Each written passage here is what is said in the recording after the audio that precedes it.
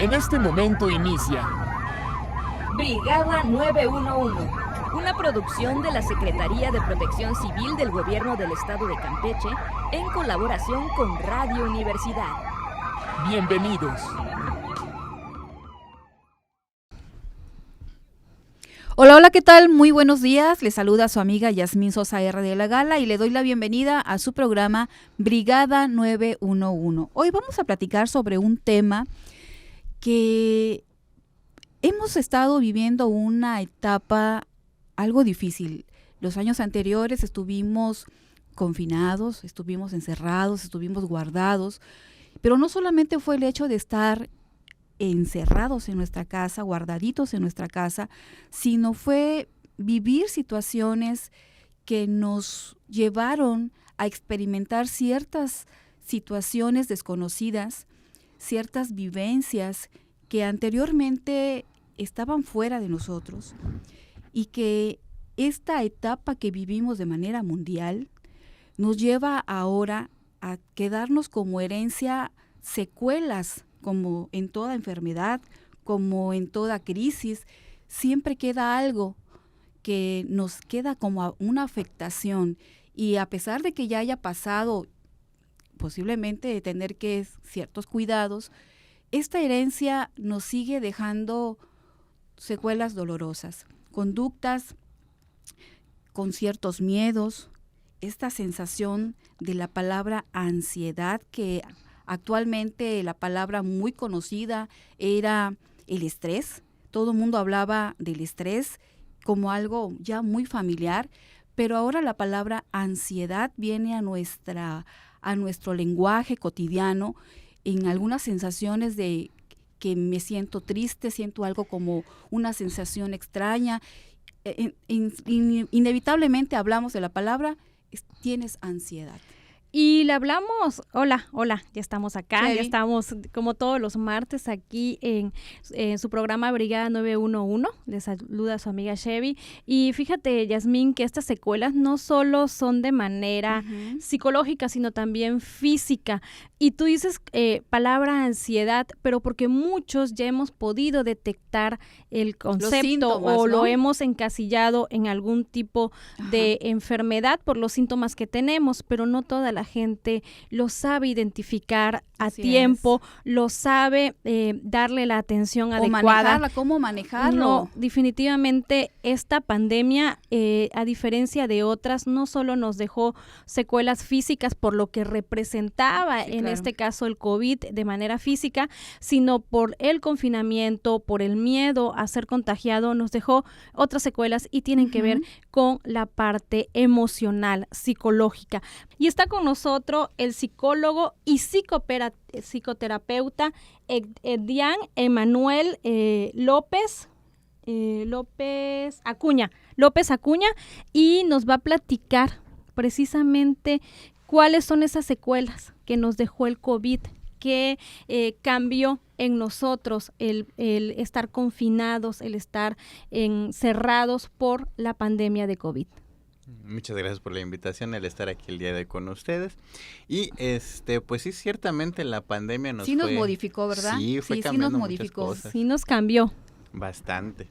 Oye, sí que antes de la pandemia y después de la pandemia. Hay un antes y un después en la conducta es. de la sociedad, de la población, del individuo como tal. Así es. Ahorita quizás somos un poquito más conscientes de las enfermedades, somos un poquito más conscientes de las consecuencias, somos más conscientes, entre lo que cabe, de lo que puede pasar si descuidamos nuestra salud, porque muchas cosas del COVID también tenían que ver con nuestro estado de salud antes y pues actualmente, ¿no? Cómo se encuentra, ¿no? Y sí, ciertamente la pandemia nos fue dejando muchas secuelas físicas, emocionales, psicológicas, laborales, sociales, que antes pues no se había notado. ¿Y como cuáles pudieran ser estas secuelas psicológicas que pues nos pudo haber dejado el COVID? ¿Como cuáles pudiéramos ser? Ejemplos, que a lo mejor no, como acabamos de hablar precisamente de lo que era la ansiedad y ciertos miedos, ¿no? Pero como cuáles pudieran ser como para reconocer que esto que estoy pasando, esto que estoy viviendo, también viene a colación de lo que sucedió en la pandemia. Bueno, durante la pandemia y Oye, ahorita que estamos más o menos saliendo, al final de cuentas, pues el COVID no se fue, ¿no? No, Sigue así es. estando presente, pero quizás ya con todas las vacunas y demás. Ahora bien, dentro de las secuelas que pudiera haber, pues puede ser esta parte de la ansiedad, los síntomas de ansiedad, el miedo a contagiarse. Si también hay que verlo desde la perspectiva de quien vivió una cuestión de que se contagió de COVID, si fue una cuestión muy crítica, si a lo mejor fue un familiar, si a lo mejor fue alguna pérdida pérdida de familiar. así Perdimos es. muchísima gente, muchísimos Sí. familiares, muchísimos conocidos, gente como muy cercana. Y hacia allá va mi siguiente pregunta. ¿Qué hizo diferente? Ya habíamos vivido situaciones similares, como en el caso de la influenza, por ejemplo, ya habíamos vivido algo parecido. ¿Qué hizo diferente el COVID, en este caso el COVID-19? ¿Qué fue lo que fue diferente? ¿El confinamiento, el que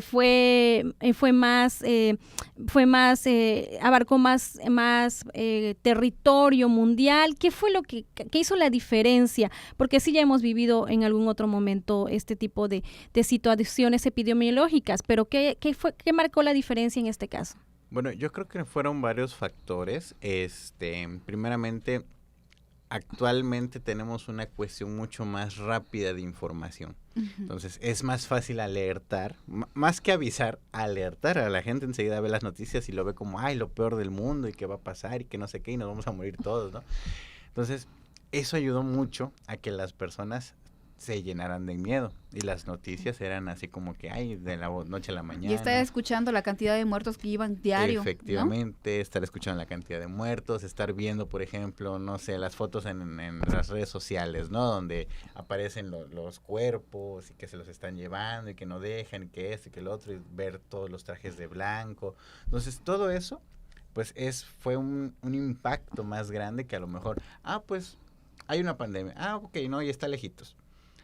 Y pues la tuvimos que vivir en carne propia muchas veces. Y sí, fue muy rápido el contagio. Las personas a veces no se daban cuenta que estaban contagiadas. Algunas eran asintomáticas incluso. Entonces eso hizo que fuera más fácil la propagación. Aparte de que el tiempo que tardó. Uh-huh. Generalmente pensamos en cuarentena, pues los 40 días. Pero esta vez, o sea, vamos a guardarnos. Yo recuerdo cuando nos dijeron que íbamos a entrar en confinamiento por mes y medio, algo así. Sí, fue la primera etapa. Se fue como que alargando y alargando y alargando y el tiempo como que era interminable. Uh-huh.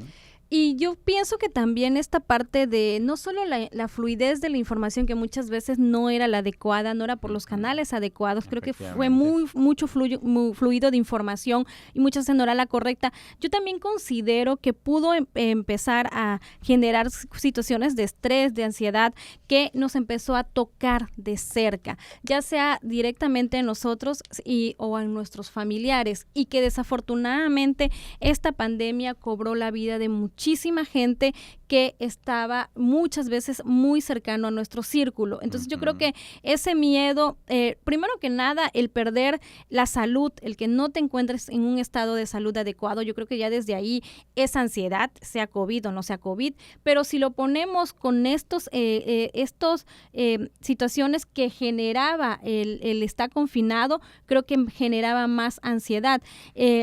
Desafortunadamente contribuía el que estuviéramos en confinamiento, porque había una desestabilización también de nosotros, ¿no? Uh-huh. Hay quienes por los horarios empezamos, a mí me pasaba que me levantaba en la madrugada a comer, y eso pues tampoco ayuda. Sí, totalmente. Un desajuste total, es cierto. Y eso provocaba muchas veces que si no tenías los síntomas propios de la enfermedad, pudieras adquirir otro tipo de síntomas que a lo mejor en ese momento no se estaban atendiendo, porque le estábamos dando prioridad a los síntomas físicos. Creo que eso es de las secuelas que ha ido dejando esta pandemia, que no tenía el sistema de salud, no estaba preocupado en esos momentos, y no porque no quisiera, sino porque estábamos más concentrados en los síntomas físicos que estaba generando la pandemia. Ya que nosotros detectamos que tenemos ciertas secuelas, ¿qué es lo que debemos de hacer? ¿En qué debemos de poner especial atención? Bueno, primeramente hay que identificar cuáles son las secuelas que tengo, si es que me dejó alguna secuela.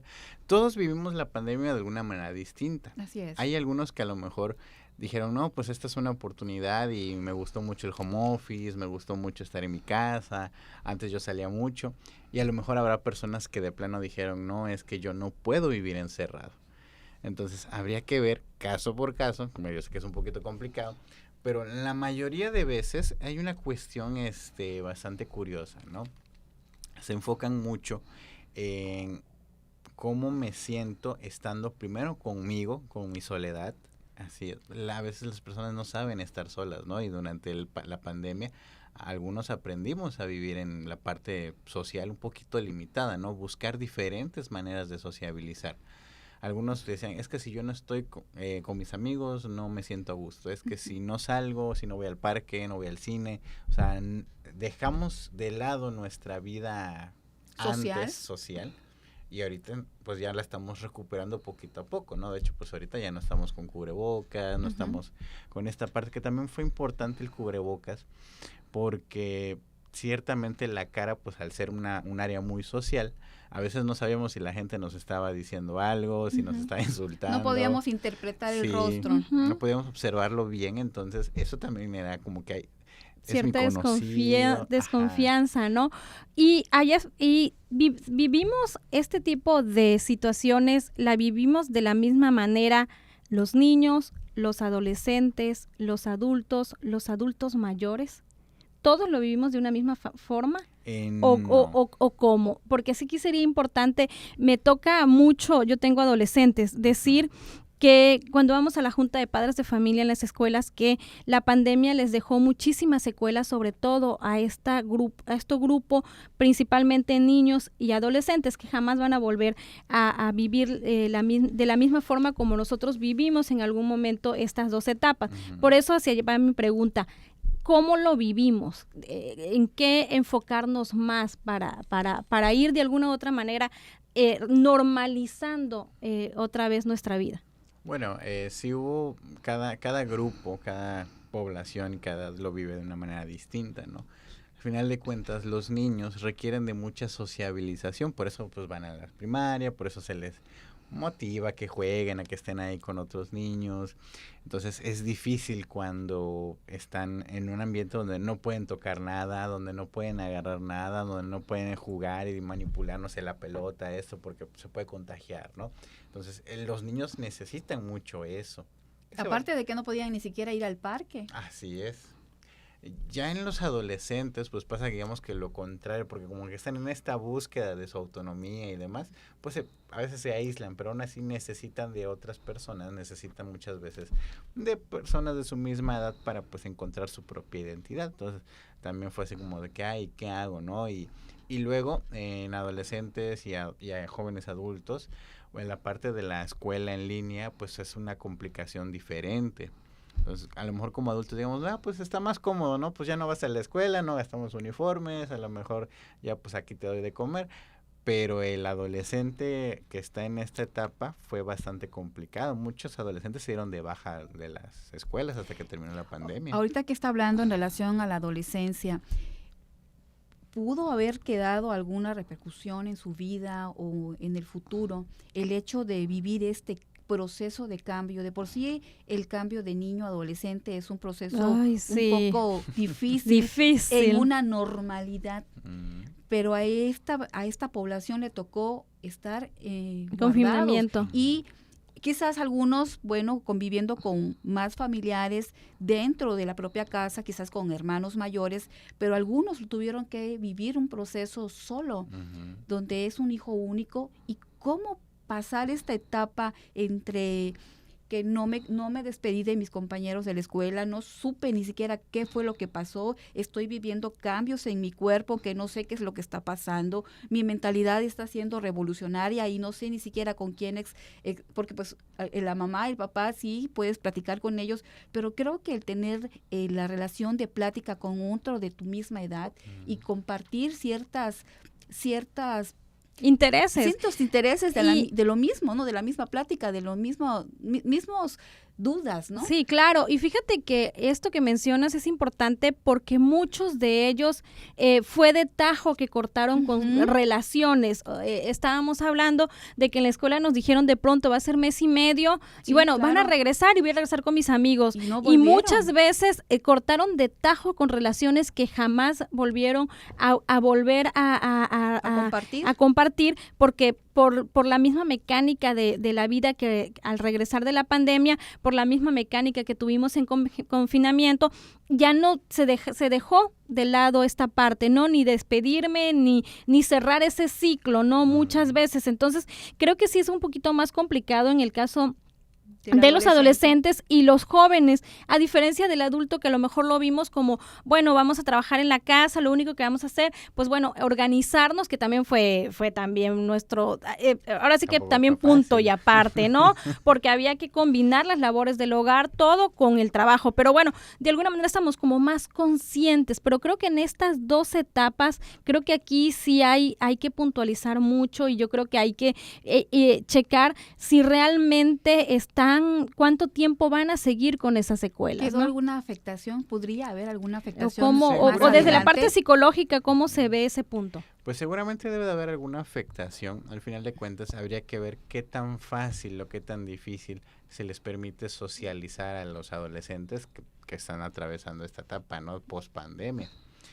Más que nada, eso son como que la secuela más notoria, ¿no? La dificultad para aprender a relacionarse, para aprender a frustrarse. Así es. Para aprender a, pues también a ajustarse a un horario y a lo mejor un ritmo de vida ahora, que fueron 2 años, sí, pero pues, no sé, por ejemplo, transición secundaria, preparatoria, adaptarse ahora, ya se habían adaptado a lo que es la cuestión en línea, ahora adaptarse a un horario, asistir, convivir. Y si lo vemos desde el otro punto de vista, ¿no pudieran ser también generaciones más resilientes?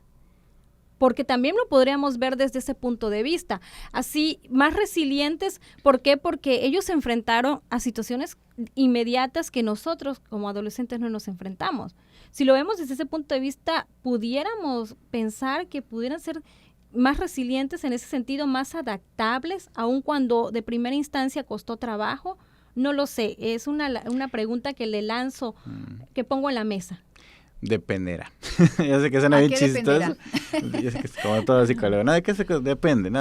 Realmente habría que analizar si aprendieron a ser resilientes. Okay. Porque una situación complicada no necesariamente nos hace resilientes. A lo mejor es lo que aprendemos y cómo sobrellevamos las cosas y cómo podemos manipular o interpretar lo que nos va a permitir generar nuestra resiliencia. A lo mejor y sí, pero también dependerá no solamente de ellos, porque en la etapa de adolescentes, al buscar su propia autonomía, pues buscan ciertos modelos que les permitan pues sentirse identificados. Entonces, si a lo mejor los modelos que siguen no son tan resilientes o no tienen esta cuestión así como de que mostrar que hay una posibilidad de adaptarse a las dificultades, a lo mejor pues, se les cueste más trabajo.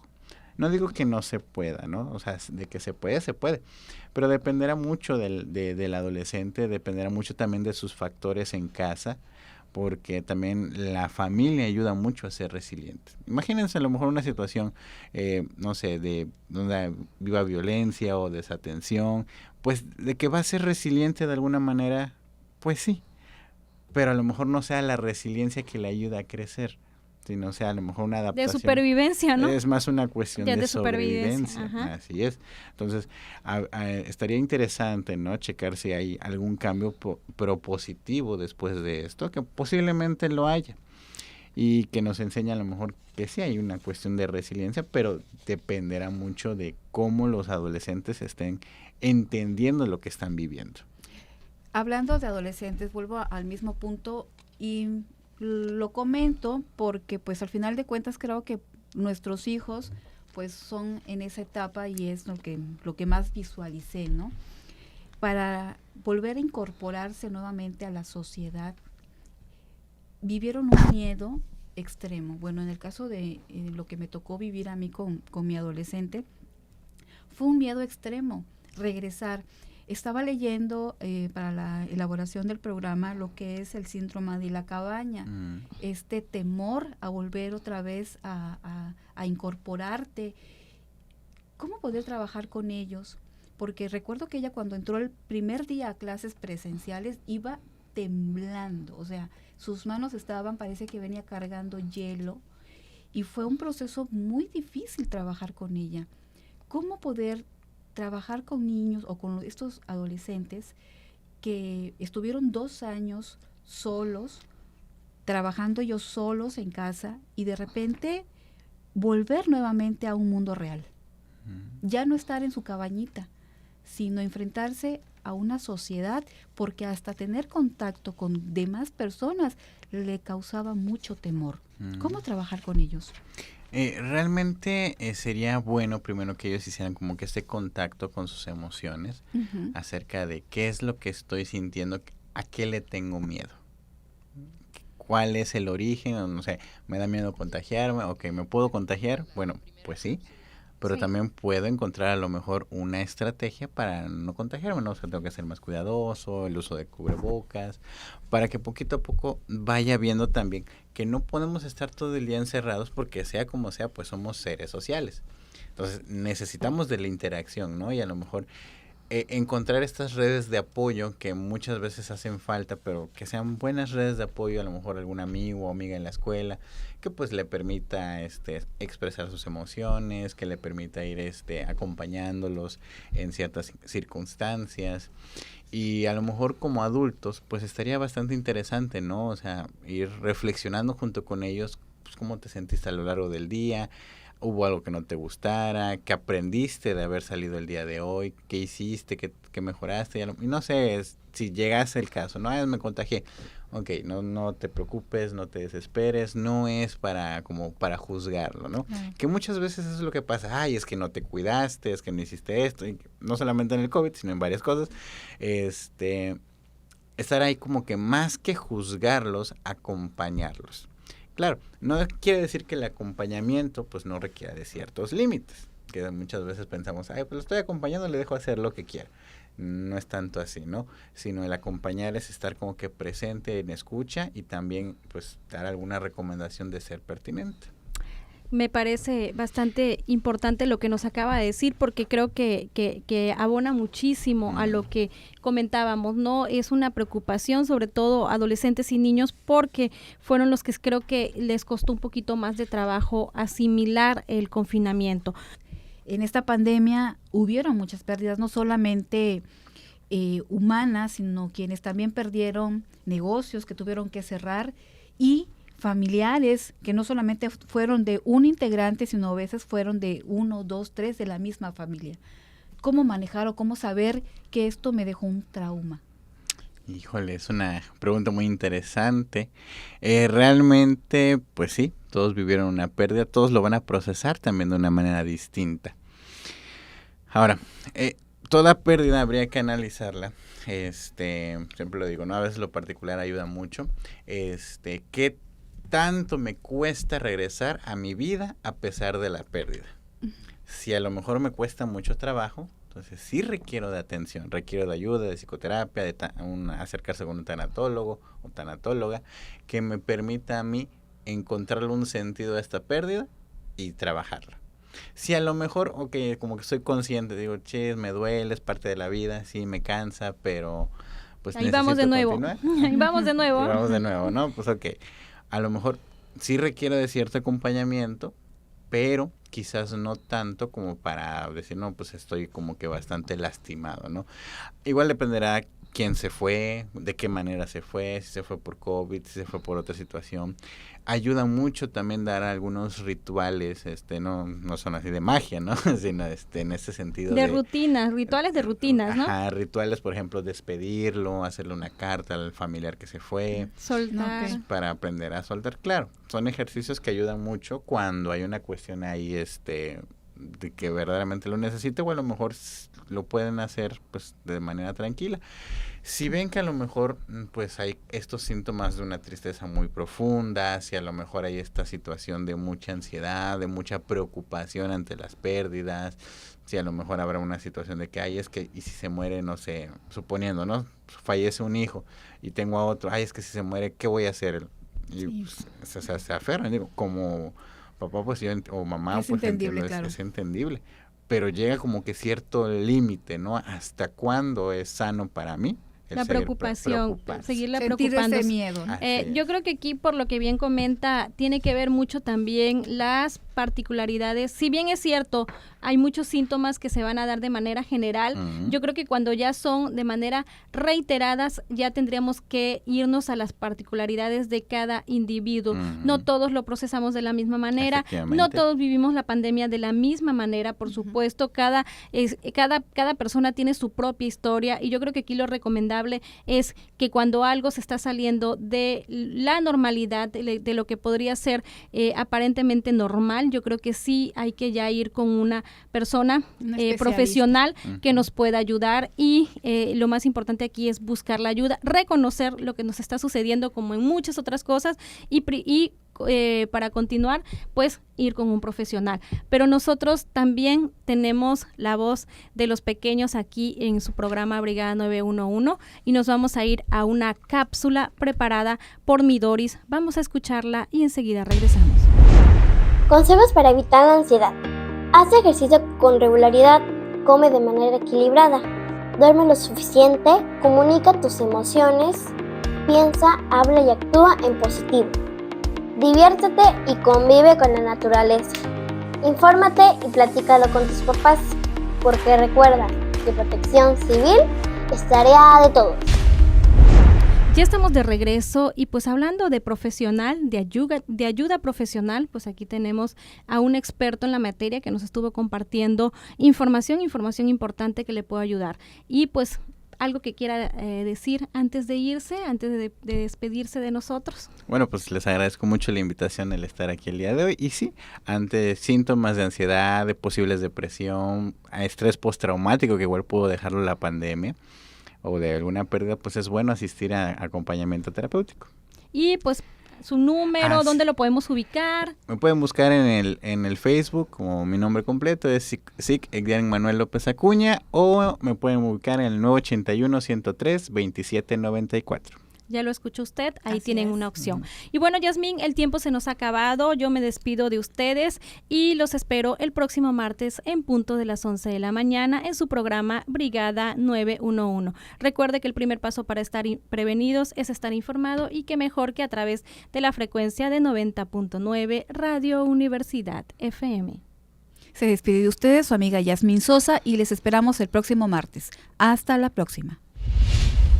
Gobierno de todos.